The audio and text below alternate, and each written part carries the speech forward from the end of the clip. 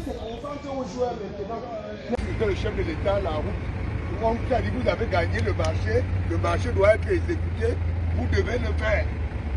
Donc arrêtez vos petits gros mots là pour dire que rien ne persuadé de la route. Les populations n'ont pas besoin de ça, on a besoin de la route. Mesdames, Messieurs, bonjour, je suis Léonard Fandja, le directeur de publication du journal en ligne Les Visages d'Afrique.com. Je suis le directeur, le journaliste patriote, le journaliste citoyen. Celui qui s'est engagé à mettre à votre disposition les informations justes, vraies, authentiques, non biaisées, favorables à l'émergence de l'Afrique en général et du Cameroun en particulier. C'est aussi un engagement de dire que la vérité, toute la vérité et rien que la vérité. Bienvenue sur notre chaîne YouTube Les Visages d'Afrique TV et sur notre chaîne éponyme sur la page Facebook, c'est-à-dire la page Facebook Les Visages d'Afrique. Nous rendons grâce à Dieu pour cette autre sortie. Sans lui, nous n'aurons pas pu. Seigneur, que ton nom soit béni. Béni sois-tu pour ton immense gloire et pour ton amour incommensurable pour nous. Voilà. Aujourd'hui, chers amis, nous voulons faire une sortie en rapport avec les dernières actualités sur la relation entre l'Africa Foot et le MINSEP. Vous savez, depuis la grosse révélation faite par l'entraîneur Marc Brice à Luanda, après l'acte de banditisme perpétré par Barlock et Veng, il faut dire que beaucoup de choses se sont faites pour confirmer les choses. D'abord, Jeune Afrique, de son côté, avait titré que Joseph-Antoine Bell, Oman Biyik et André Onana sont mis à contribution pour détruire Samuel Eto'o. S'agissant de Oman Biyik, j'avoue que jusqu'à présent, j'ai rien vu que de mauvais comme acte posé par ce dernier, si lui entraîné comme un mouton vers la vers l'abattoir, hein, pour être présent. Et de là avoir son acte comme à l'instar de Joseph-Antoine Bell, on n'en a vraiment pas vu. Quant à André Onana, nous faisons de faire quelques commentaires dessus, en attendant de voir plus clair là-dessus. Disons qu'après Luanda, il y a eu une avalanche d'activités, d'actes posés, et tendant à vouloir toujours ternir l'image du président de la Fédération camerounaise de football, Samuel Eto'o fils. Je voudrais parler, par exemple, de cet audio qu'on a entendu circuler dans lequel certains disaient qu'il y avait l'échange entre des personnes au téléphone. Ils disaient qu'il fallait rendre compte à certaines personnes haut placées parce que Samuel Eto'o serait un danger pour 2025. Et pour implémenter cela, en d'autres termes, la conférence du président de la CAISA, Kadi Gilbert, le passage de Joseph-Antoine Bell à Equinox dans le cadre de l'émission La Vérité en face. On va donc dire que tout cela pourrait amener à conclure que le voice que nous avons suivi est de nature à exposer la vie de Samuel Eto'o fils. Et nous croyons qu'ils ont atteint leur objectif dans la mesure où Samuel Eto'o a fait une sortie pour dire qu'il ne sera pas candidat en 2025, qu'il n'ait jamais passé par sa tête d'être candidat en 2025 et qu'il ne le sera pas. Et que son soutien au président Paul Biya demeure intact, soutien total, indéfectible. Par rapport à cette sortie de Samuel Eto'o, qui m'amène à me poser la question de savoir s'il est déjà fragilisé, parce qu'il faut savoir que c'est les mêmes méthodes qu'on avait utilisées pour fragiliser Yahya Mohamed avant qu'il signe la convention de 2015 dont on parle toujours. Et je voulais dire que Samuel Eto'o fils aurait-il déjà été fragilisé? C'est la grande question, et c'est la question que je me pose. Mais par rapport à cette sortie, je voudrais apprécier M. Kougné de MRC qui passe dans les télés. Lui, il a essayé de dire comment on a fait des propositions à Alain Foguet et le l'autre pour pouvoir être libérés. Ils ont refusé, que peut-être Samuel Eto'o lui aurait cédé. Peut-être. Mais par contre, je voudrais m'attarder un peu sur l'attitude de Valère Bessala, qui me rappelle le genre de Dieu ici. Vous savez, à une époque, j'avais dans mon journal déclaré la disparition d'un corps à la morgue de l'hôpital central de Yaoundé. Et les responsables de cet hôpital avaient mis Jean de Dieu Haïti à contribution pour ternir l'image de mon organe de presse, pour dire que j'ai donné des informations non fondées. Et quelques jours après, l'hôpital a retrouvé le corps, on ne sait par quelle alchimie, pour le remettre à la famille concernée. Alors, aujourd'hui, il ne faut donc pas être surpris. Jean de Dieu Haïti, c'est quelqu'un qui a passé son temps, qui passe même encore son temps à intervenir dans les chaînes de radio, toujours dans le souci du carriérisme, quoi. Quand il félicite Moël Kambi, le professeur Moël Kambi et consorts, on sait pourquoi. Et je crois que Valère Bessala est inscrit dans la même logique quand il parle de la réaction de Samuel Eto'o en disant que de toutes les façons, s'il est candidat, la double nationalité ne lui permettrait pas d'être candidat. Et je voulais lui demander de savoir si, parmi tous ceux qui nous gouvernent, qui sont ceux qui n'ont pas de double nationalité. J'ai envie de lui poser cette question. Mbombo Diawara, qui était à l'Africa Foot, était connu comme italien et camerounais, italo-camerounais en d'autres termes. Donc il faut qu'ils arrêtent de faire croire qu'ils sont plus patriotes. Et je plains ainsi le sort de ces acteurs de la société civile et même ces journalistes qui, d'autrefois, se présentaient comme étant du côté du peuple, des opprimés, et qui, grâce à la résistance des taufistes, ont révélé leur vraie face. Ceux qui, mus par l'instinct grégaire, la gloutonnerie, ont choisi de prendre l'argent pour ternir, tuer le génie Samuel Eto'o. Nous avons toujours dit que Samuel Eto'o n'est pas saint. Nous avons toujours dit que Samuel Eto'o n'est pas saint. Et qui d'ailleurs est saint. Qui d'ailleurs est saint. Mais au moins, il est animé par le souci de transformer la vie des Camerounais, des sportifs camerounais. Il veut en sorte que le footballeur camerounais puisse toucher autant d'argent, sinon que dans les autres pays africains d'abord, et même ensuite comme les pays européens, pourquoi pas. Alors, dans son souci d'implémenter sa politique, sa vision, il est combattu de part et d'autre. Ça me rappelle ce que je disais il y a quelques années dans les chaînes de télévision et radio, que j'ai déjà pitié de celui qui va remplacer le président Biya sans le connaître, sans connaître qui c'est. Parce que la situation dans laquelle nous nous trouvons en ce moment est telle que les Camerounais aliénés sont déjà devenus... se sentent à l'aise dans l'injustice, le faux et tout. Au point où, pour peu que quelqu'un apporte une autre touche contraire, il est jeté à la vindicte populaire. Eto'o, au regard de ce que, même s'il faut regretter le cas de René Mime, qui est allé jusqu'à Marseille avant de revenir, il faut saluer quand même les efforts faits par Eto'o. Au niveau de Connect FIFA, il a décentralisé. Au niveau des régions, on peut imprimer les licences des joueurs, chers amis. Ce n'est pas comme la carte d'identité nationale. Vous voyez tout, dès que le truc est correct, c'est correct, on confirme, on peut imprimer dans les régions. Ça, c'est la touche et tout. La vision modernisée, rendre plus professionnelle la Fédération camerounaise de football. Et ceci est une chose qui dérange responsables des clubs camerounais, qui ils se sont tellement englués dans l'amateurisme qu'ils ne peuvent même plus en sortir.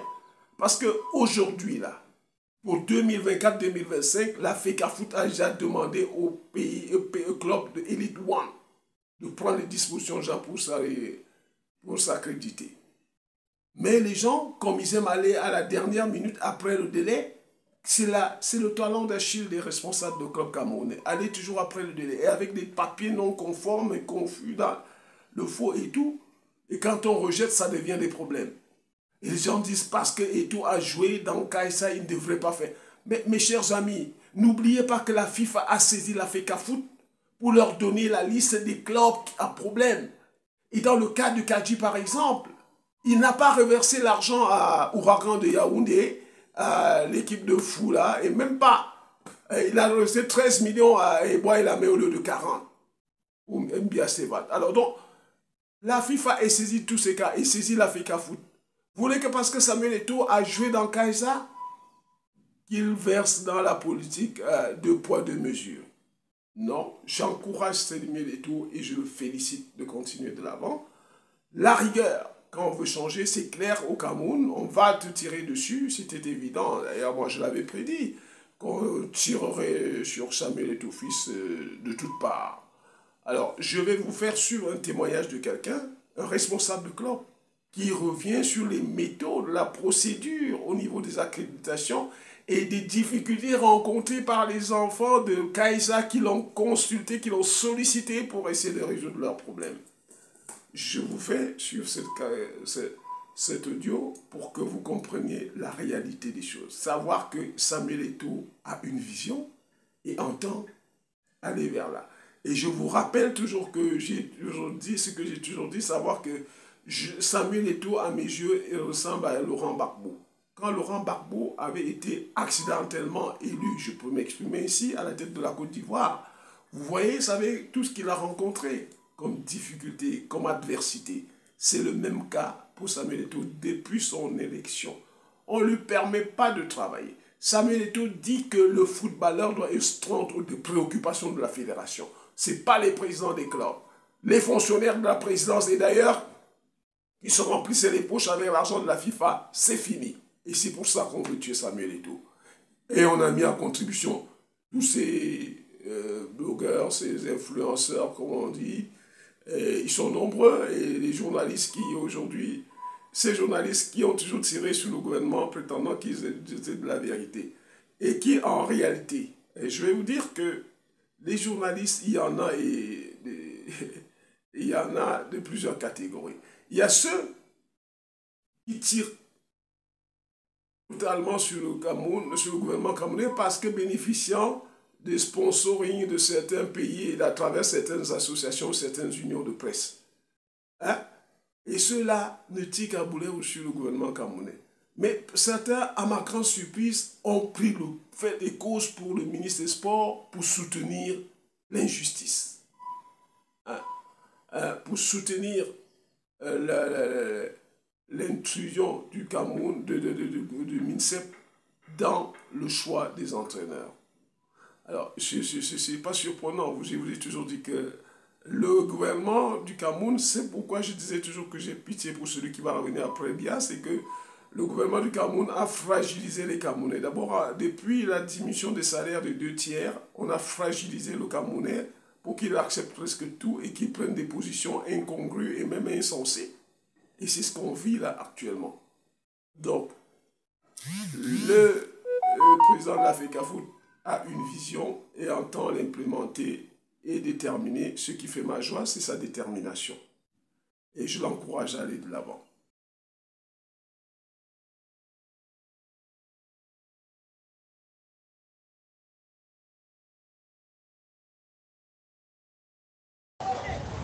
Vraiment, mon frère Stéphano, je te coupe à la parole.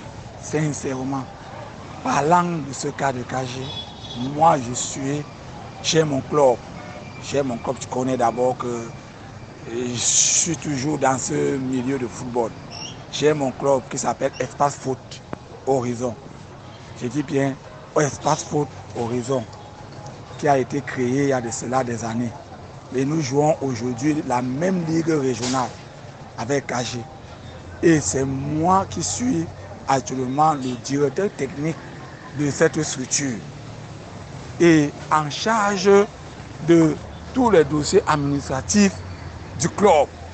Je t'assure que ce qui se passe en réalité dans cette histoire de licence, c'est que Eto'o a fait, en fait, la FECAFOOT a fait table rase de toutes ces fausses identités, que les joueurs utilisaient avec leur club.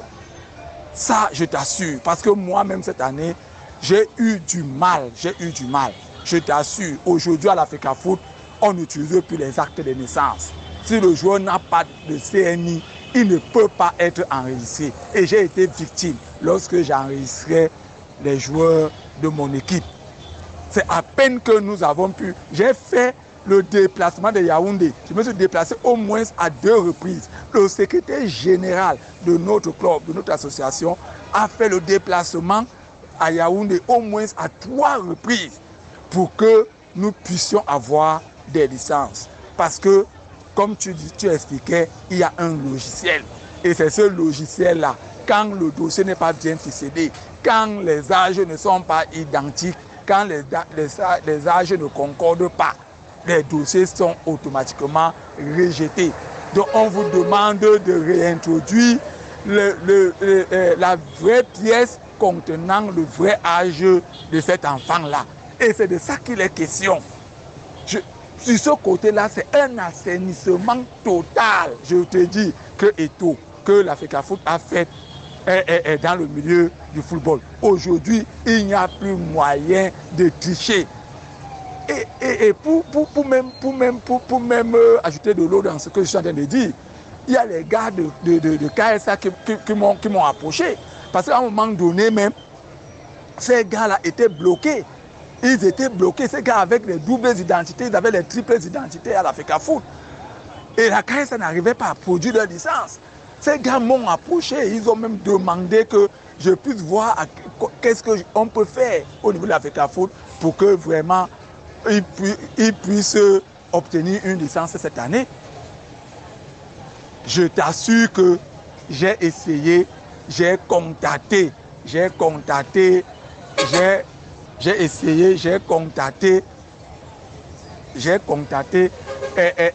responsables de l'Africafoot.